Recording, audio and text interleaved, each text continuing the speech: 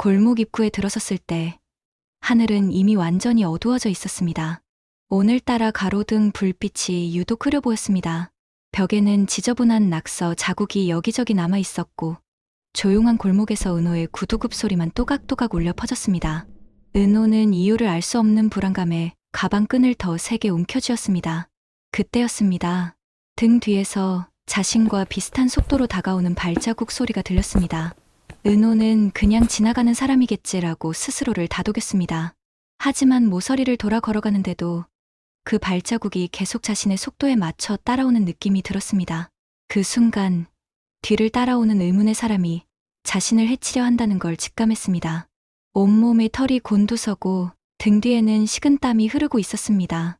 은호는 발걸음을 재촉했습니다. 숨이 가빠오며 온갖 불안한 생각들이 머리를 스쳤습니다. 일단 이 자리에서 벗어나야 해. 그런데 의문의 발자국 소리가 갑자기 빨라지더니 급기야 뛰어오는 듯한 소리가 들렸습니다. 곧 그 발소리는 은호의 바로 뒤까지 바짝 따라붙었습니다. 은호가 불안한 마음에 고개를 돌려 그 사람을 확인하려는 순간 이미 검은 그림자가 바로 앞까지 다가와 있었습니다. 누구? 새 말이 채 끝나기도 전에 은호의 옆구리 쪽으로 차갑고 날카로운 무언가가 그대로 파고들었습니다. 입에서 짧은 신음이 터져 나왔고 다리에 힘이 풀리면서 그 자리에 털썩 주저앉고 말았습니다. 곧이어 은호는 차가운 아스팔트 바닥 위로 완전히 쓰러졌습니다. 겨우 고개를 들어 앞을 바라보니 검은 후드티에 마스크를 쓴 남자가 시야에 들어왔습니다. 남자의 눈빛은 흔들림 없이 오직 은호만을 차갑게 응시하고 있었습니다. 칼이 빠져나가자 더 큰 통증이 밀려왔습니다. 옆구리에서 서늘한 감각이 퍼져나갔고 곧 그 자리를 따라 따뜻한 감촉이 번져갔습니다. 피가 흐르고 있는 것이었습니다. 은호의 손이 저도 모르게 상처 부위로 향했습니다. 손바닥에 닿는 젖은 느낌이 선명하게 느껴졌고 그 감촉이 곧 피라는 사실을 은호는 직감했습니다. 길 건너편 어딘가에서 저기요? 라고 외치는 소리가 희미하게 들려왔습니다. 도망치는 발자국 소리는 점점 멀어져 갔고 반대로 누군가 이쪽으로 달려오는 소리가 점점 더 크게 들려왔습니다. 그 사이사이로 자동차 브레이크 미끄러지는 소리, 누군가 놀라서 지르는 비명 소리까지 뒤섞여 들려왔습니다. 하지만 은호의 귀에는 어느 하나 또렷하게 들리지 않았습니다. 간신히 고개를 옆으로 돌리자 쓰러진 자신의 몸과 골목 바닥을 물들이는 붉은 피만 눈에 들어왔습니다. 여기서 죽나? 그 생각이 머릿속을 스쳐 지나가더니 시야가 한 번 더 크게 흔들리며 흐려졌습니다. 숨이 가빠지기 시작했고 의식이 점점 멀어지는 느낌이 들었습니다. 누군가가 양손으로 은호의 얼굴을 조심스럽게 붙들었습니다. 괜찮아요? 제 말 들리세요? 119 불렀어요. 조금만 버텨요. 이름도 모르는 행인의 목소리가 떨리고 있었습니다. 휴대폰 플래시 불빛이 얼굴 주변을 비추자 눈이 더 시큰거렸습니다. 지은호 씨. 지은호 씨. 어디선가 자신의 이름을 부르는 소리가 겹쳐 들리는 듯했습니다. 그렇게 골목의 빛과 소리가 한꺼번에 꺼져 버린 것처럼 느껴졌습니다. 짧지만 날카로운 사이렌 소리가 겨울 공기를 가르며 병원 응급실 앞에서 멈춰섰습니다. 구급대원이 들것을 재빨리 내리자 피로 얼룩진 셔츠와 창백해진 얼굴이 드러났습니다. 옆구리 관통입니다. 의식 없습니다. 다급한 외침이 응급실 안쪽으로 전해졌습니다. 곧 의사와 간호사들이 우르르 달려나왔고 지은호의 몸은 다시 한번 다른 침대로 옮겨졌습니다. 차가운 수술대 위에 눕혀지는 순간 그녀의 머리카락이 사방으로 흐트러졌습니다. 혈압 떨어진다. 수액 올려. 출혈 부위 다시 확인하고 수술팀 바로 호출해요.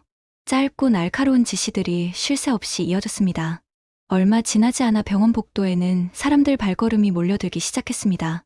손에 들고 있던 휴대폰을 떨어뜨릴 뻔한 사람, 집에서 급하게 뛰쳐나오느라 슬리퍼를 질질 끌며 숨을 헐떡이는 사람, 울음을 참고 입술만 세게 깨물고 있는 사람까지 제각각이었습니다. 그 중에서도 가장 먼저 복도 모퉁이를 돌아 뛰어온 사람은 정순이었습니다. 우리 은호 어디 있어요? 간호사가 황급히 앞을 막아섰습니다. 보호자분이세요? 예, 엄마예요. 제 딸이요. 지금 수술 준비 중이고 옆구리에 깊은 상처가 있습니다. 최대한 간호사의 설명은 끝까지 이어지지 못했습니다. 정순이가 벽을 짚으며 그 자리에 주저앉아 버렸기 때문이었습니다. 아니, 간이식 한다더니 이제는 애를 칼로 찔러. 터져나온 목소리는 울음과 섞여 알아듣기조차 힘들 정도로 떨리고 있었습니다. 조금 뒤에야 숨을 헐떡이며 도착한 사람은 이지혁이었습니다. 셔츠 위에 코트만 급히 걸친 모습이었고 넥타이는 제대로 멜 틈도 없었던 듯 매무새가 흐트러져 있었습니다. 지은호 상태가 어떻습니까? 간호사는 보호자 외에게는 자세한 내용을 말하기 어렵다고 했습니다. 하지만 복도 전체를 짓누르는 공기만으로도 상황이 얼마나 심각한지 충분히 짐작할 수 있었습니다. 그때 복도 한쪽 작은 TV에서 뉴스 소리가 흘러나왔습니다. 오늘 저녁 시내 골목길에서 여성 한 명이 흉기에 찔려 병원으로 이송됐습니다. 경찰은 지혁은 주먹을 꽉 움켜쥐었습니다. 놀란 가슴을 진정시키려 애쓰는 모습이었습니다. 그는 잠시 눈을 감고 숨을 고르더니 정순이 옆에 쭈그려 앉았습니다. 어머니, 저 지혁입니다. 회사에서 은호 옆에 있던 선배예요. 지혁 씨? 눈물에 젖어 흐릿해진 얼굴이 그를 올려다봤습니다. 괜찮을 겁니다. 은호, 그렇게 쉽게 무너질 애 아니에요. 지혁의 말투는 단호해 보였지만 눈빛 깊은 곳에는 떨림과 불안이 숨어 있었습니다. 잠시 뒤 병원 안으로 경찰이 도착했습니다. 형사 둘이 응급실 데스크로 다가가 CCTV 영상을 확인해 달라고 요청했습니다. 칼든 남자가 어떻게 도망쳤는지 골목 입구부터 병원 근처까지 전부 확인해야 합니다. 형사 목소리는 최대한 침착했지만 표정은 무거웠습니다. 그냥 강도 같지는 않죠? 간호사가 조심스럽게 묻자 형사는 짧게 끊어 말했습니다. 지갑도 그대로고 휴대폰도 그대로입니다. 이건 누가 의도적으로 노린 겁니다. 누군가의 사주라는 단어는 누구 입에서도 나오지 않았지만 지혁 머릿속에는 이미 그 말이 떠올라 있었습니다. 얼마 전부터 이어졌던 수상한 시선들, 누군가가 따라오는 듯한 느낌, 우진과 간이식, 재단에 숨겨진 돈, 하늘건설과 재단 사이의 미묘한 관계까지 한꺼번에 떠올랐습니다. 누가, 왜, 은호를? 지혁은 거의 들리지 않을 정도의 낮은 목소리로 스스로에게 물었습니다. 분명히 떠오르는 이름이 하나 있었지만 그 이름만은 인정하고 싶지 않았습니다. 고성희. 바로 그 무렵 병원에서 멀지 않은 한 카페 구석 자리. 고성희는 코트를 단정하게 여민 채 커피잔에는 손도 대지 않은 채 휴대폰 화면만 뚫어지게 바라보고 있었습니다. 지금 상황 보고하세요. 전화기 너머에서 낮고 거친 목소리가 대답했습니다. 얘기 들으셨잖습니까? 골목에서 한번 찔렀습니다. 근데요? 살았는지 죽었는지 아직은 모릅니다. 응급차가 바로 와서 성희의 손이 잠시 멈췄습니다. 확실히 하라고 했잖아요. 다시는 움직이지 못하게 그 애가 입을 못 열게 만들라고 분명히 말했잖아요.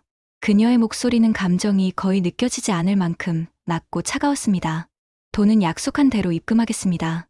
대신 흔적은 남기지 마세요. 짧은 통화는 그렇게 끊겼습니다. 옆 테이블에 앉아 있던 한 여성이 무심코 휴대폰을 들었다가 녹음 버튼이 켜져 있는 걸 뒤늦게 알아챘습니다. 그 사람은 박영라였습니다. 원래는 그냥 지워버리려다 다시는 움직이지 못하게 그 애가 입을 못 열게라는 문장이 귓가에 계속 맴돌았습니다. 영라는 이게 단순한 남의 일처럼 넘길 상황이 아니라는 생각이 들었습니다. 그래서 녹음 파일의 저장 버튼을 눌렀습니다. 무엇이 벌어지고 있는지 꼭 밝혀야겠다고 마음속으로 다짐했습니다. 병원 복도의 공기는 시간과 함께 더 무거워지고 있었습니다. 수술실 문 위에 켜진 불은 좀처럼 꺼질 기미가 보이지 않았습니다. 모니터에서 흘러나오던 규칙적인 심장 박동 소리가 어느 순간부터는 약간 불규칙하게 들리는 것 같았습니다. 정순이는 두 손을 꼭 모으고 고개를 숙였습니다. 제발, 우리 은호 한 번만 살려주세요. 간이식이든 뭐든 상관없어요. 살리기만 해주세요. 제발. 그 옆에서 이지혁은 휴대폰을 쥔 손에 힘을 주고 있었습니다. 하지만 그는 누구에게도 전화를 걸지 못했습니다. 고성희에게 전화를 걸어 혹시 아십니까? 무슨 짓 한 거 아닙니까? 라고 따지고 싶었지만 지금 이 상황에서 그런 통화를 한다는 게 도저히 상상이 되지 않았습니다. 살아야 하는데 결국 입 밖으로 새어나온 말은 그것뿐이었습니다. 그때 수술실 안에서 경보음이 울리기 시작했습니다. 평소보다 더 날카롭고 거슬리는 소리였습니다. 혈압 떨어진다. 심정지. 의사들이 큰 소리로 외쳤습니다. 제세동기 준비해요. 복도 밖에서도 그 긴장된 목소리가 문틈을 타고 새어나오는 듯했습니다. 정순이는 자리에서 벌떡 일어났다가 다리가 풀려 그대로 다시 주저앉았습니다. 은호야. 두 볼을 타고 눈물이 연달아 흘러내렸습니다. 이지혁의 심장도 함께 멎는 기분이었습니다. 잠시 뒤 모니터에서 흘러나오는 소리는 한 줄로 길게 이어지는 신호음으로 바뀌었습니다. 복도에 있던 사람들 모두가 숨을 멈춘 것처럼 느껴졌습니다. 지은호 씨, 의사의 외침이 터져 나왔고 의료진이 일제히 CPR을 시작했습니다. 그 순간 수술실 문이 마치 화면처럼 흔들리며 멀어져 가는 것처럼 느껴졌습니다. 빛이 하얗게 번져 올라갔습니다. 여기가 어디지? 나 죽은 건가? 숨이 턱 막혀 오르는 느낌과 함께 지은호가 침대에서 벌떡 일어났습니다. 방 안은 새벽의 어둠으로 가득했고 창문 틈 사이로 들어온 희미한 가로등 불빛이 벽을 어지럽게 훑고 지나가고 있었습니다. 심장은 미친 듯이 뛰고 있었습니다. 손이 먼저 옆구리로 갔습니다. 피가 잔뜩 묻어 있어야 할 것 같은 그 자리에는 땀으로 축축해진 티셔츠만 붙어 있을 뿐이었습니다. 조금 전까지 너무도 또렷하게 느껴졌던 칼끝의 차가운 감촉, 살이 갈라지는 느낌, 바닥으로 내동댕이 쳐질 때의 충격, 응급실 특유의 냄새, 정순이의 울음, 지역의 표정, 그 모든 것이 아직도 너무 선명했습니다. 숨이 제대로 쉬어지지 않았습니다. 꿈이야? 은호는 이불을 꽉 움켜쥐었습니다. 손이 눈에 띄게 떨렸습니다. 벽시계는 새벽 4시를 가리키고 있었습니다. 휴대폰 화면에는 아무런 알림도 떠있지 않았습니다. 응급실 연락도, 경찰 번호도, 지역의 부재중 전화도 모두 없었습니다. 꿈이었어. 입으로는 그렇게 중얼거렸지만 가슴은 좀처럼 진정되지 않았습니다. 골목의 축축한 냄새, 살짝 젖어있던 아스팔트, 뒤에서 다가오던 발자국 소리, 칼을 쥔 남자의 싸늘한 눈빛, 어느 것 하나 꿈이라고 넘기기에는 너무 구체적이었습니다. 그리고 무엇보다도 그 통화 내용, 다시는 움직이지 못하게 해요. 그 애가 입을 못 열게. 꿈 속에서 들렸던 그 목소리는 분명 고성이의 목소리였습니다. 아침이 되어도 손떨림은 완전히 가라앉지 않았습니다. 샤워를 하고 옷을 갈아입고 화장을 하면서도 은호는 거울 속 자신의 눈을 몇 번이나 확인했습니다. 이게 그냥 스트레스 때문인 악몽이겠지. 우진이랑 간이식 얘기하고 별장까지 다녀오고 윤리위 준비까지 겹쳐서 머리가 복잡하니까 스스로를 설득해 보려고 했습니다. 하지만 마음 한구석에서는 전혀 다른 생각이 고개를 들고 있었습니다. 혹시 진짜로 누가 날 없애려고 마음먹고 있다면? 그 생각이 떠오르는 순간 꿈속 골목에 쓰러져 있던 자신의 모습이 또렷하게 겹쳐졌습니다. 회사로 가는 버스 안에서 은호는 창밖을 멍하니 바라보고 있었습니다. 몸은 출근길에 올라 있었지만 마음은 여전히 그 골목 어딘가에 서 있는 것처럼 느껴졌습니다. 오전 업무를 대충 정리하고 커피를 사러 나왔다가 회사 복도에서 이지혁과 마주쳤습니다. 은호야. 지혁이 먼저 불렀습니다. 선배. 은호의 대답이 평소보다 반 박자 늦게 나왔습니다. 얼굴이 왜 이렇게 안 좋냐? 어디 아픈 거야? 아니요. 그냥 어제 잠을 좀 못 자서요. 또 우진 일 때문에? 그 한마디에 꿈속 응급실 장면과 심장 모니터 소리가 동시에 떠올랐습니다. 은호는 억지로 입꼬리를 올렸습니다. 선배도 이제 웬만한 건 다 아시네요. 네, 뭐 그것도 있고 별장, 재단, 간이식, 윤리의 머릿속이 좀 복잡해서요. 지혁은 그런 은호를 가만히 바라봤습니다. 너 요즘에 이상한 낌새 같은 거 느낀 적 없어? 이상한 낌새요? 누가 따라오는 것 같다든지, 누가 계속 지켜보는 것 같다든지. 질문이 너무 정확해서 은호는 잠깐 말을 잇지 못했습니다. 꿈 속에서 들렸던 발자국 소리가 다시 귓가에 울렸습니다. 하지만 그녀는 꿈 얘기를 꺼내지 않았습니다. 그냥 기분 탓이겠죠, 뭐. 대답은 가볍게 내뱉었지만 목소리는 어딘가 힘이 빠져 있었습니다. 지혁은 고개를 끄덕이면서도 마음속에는 새로운 의심이 하나 더 쌓였습니다. 정보화가 보냈던 협박 문자 하늘건설의 투자 회수, AP그룹 인수 이후 생겨난 새로운 적들, 재단 내부의 검은 돈 흐름, 그리고 지은호, 너무 많은 것을 알아버린 사람. 퇴근할 때 나랑 같이 나갈래? 지혁이 조심스럽게 제안했습니다. 오늘은 나도 여기저기 들릴 데가 많은데 그냥 같이 나가서 택시 태워 보내줄까 해서. 말투는 배려였지만 그 안에는 분명한 경계심도 섞여 있었습니다. 은호는 잠깐 고민했습니다. 괜찮아요. 선배까지 그러시면 제가 더 불안해지죠. 그냥 밝은 길로만 다닐게요. 그 말에 지혁은 선뜻 물러서지 못했습니다. 약속해. 이상한 골목 같은 데로 빠지지 말고. 요즘은 그냥 기분 탓으로 넘길 상황이 아니야. 그 말이 이상하게 마음 깊은 곳에 꽂혔습니다. 꿈에서 피를 흘리며 쓰러졌던 그 골목이 떠올랐습니다. 그날 저녁 퇴근 시간이 가까워졌습니다. 사람들이 하나둘 카드키를 찍고 나가는 소리가 연달아 들려왔습니다. 지은호도 코트를 챙겨 입고 자리에서 일어났습니다. 엘리베이터를 타고 내려와 건물 밖에 서니 낮과 달리 공기가 훨씬 차갑게 느껴졌습니다. 앞에는 익숙한 두 갈래 길이 펼쳐져 있었습니다. 사람이 많고 상점 불빛이 가득한 큰 길, 그리고 회사와 집을 가장 빠르게 이어주는 지름길 골목, 꿈속에서 자신이 피를 흘리며 쓰러졌던 바로 그 골목입니다. 발은 저절로 골목 쪽으로 향했습니다. 그냥 꿈이야. 이 골목 수십 번은 그냥 잘 다녔잖아. 오늘도 별일 없이 지나갈 거야. 은호는 애써 아무 일 없을 거라고 생각했습니다. 그런데도 발걸음은 계속 골목 쪽으로 향하고 있었습니다. 손에 들린 가방끈을 다시 한번 꽉 쥐었습니다. 골목 입구의 가로등이 잠깐 깜빡이며 어둡게 내려앉았습니다. 그 순간 꿈속에서 들리던 발자국 소리가 환청처럼 귀에 스며들었습니다. 또각, 또각. 지은호는 결국 골목 안으로 한 발자국도 들어가지 못했습니다. 에이, 됐다. 그녀는 작게 중얼거리며 고개를 저었습니다. 오늘은 그냥 돌아가자. 은호는 골목에서 몸을 돌려 큰 길 쪽으로 발걸음을 옮겼습니다. 신호등 앞에 서서 초록불을 기다리다 문득 건너편 빌딩 유리창에 비친 자신의 모습을 보게 됐습니다. 그 옆으로 검은 점퍼에 모자를 푹 눌러 쓴 남자의 실루엣이 희미하게 겹쳐지는 것처럼 느껴졌습니다. 급히 뒤를 돌아봤지만 바로 뒤에는 아무도 서 있지 않았습니다. 사람들은 각자 자기 갈 길로 바쁘게 걸어갈 뿐이었습니다. 다만 횡단보도 맞은편 어딘가에서 누군가 휴대폰을 들고 이쪽을 향해 있는 것처럼 보였습니다. 사진을 찍는 것인지 전화를 하는 것인지 정확히 알 수는 없었습니다.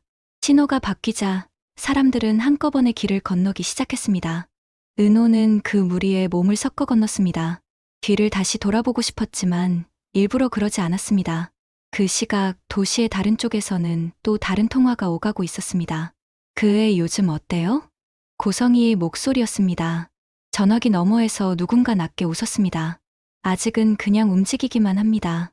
병원도 다니고 회사도 다니고요.